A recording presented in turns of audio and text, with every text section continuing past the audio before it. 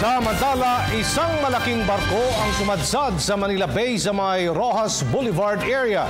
Samantala, nananatiling sarado ang Cannon Road at 28 pang mga kalsada dahil pa rin sa bagyong Lando. Ang detalye iatid ni Joseph Parafina.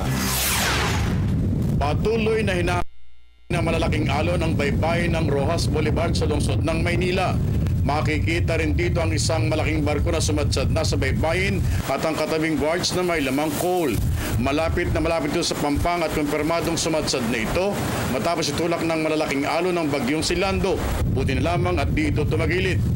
Minomonitor na ang lagay ng dalawang sumadsad na sasakyang pandagat na ito ng mga otoridad.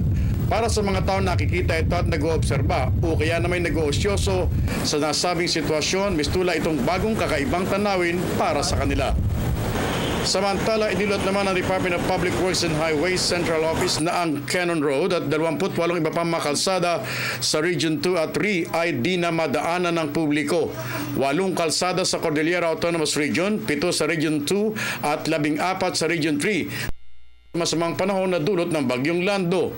Pinag-utos na rin ni DPWH Secretary Rogelio Singson na isara na sa publiko ang Cannon Road dahil sa mga landslides at falling debris.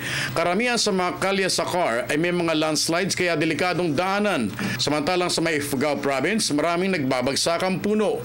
Iniulat din ng DPWH na sa lalawigan ng Quirino ay may mga gumuguhong bato sa kalsada kaya dapat muna itong linisin bago ito padaanan sa mamamayan. Ang Baler Kasiguran Road naman bukod sa mga puno ay may mga poste rin ng kuryente nakahambalang naman sa kalye. Sa lalawigan naman ng Bulacan, ang daang Maharlika Road, Camia Section ay di pwedeng daanan dahil naman sa mataas na tubig o baha. Ayon sa DPWH, naglagay na sila ng mga warning signs sa mga kalsadang ito habang ongoing ang kanilang clearing operation. Telebisyon ng Bayan, Joseph Parafina.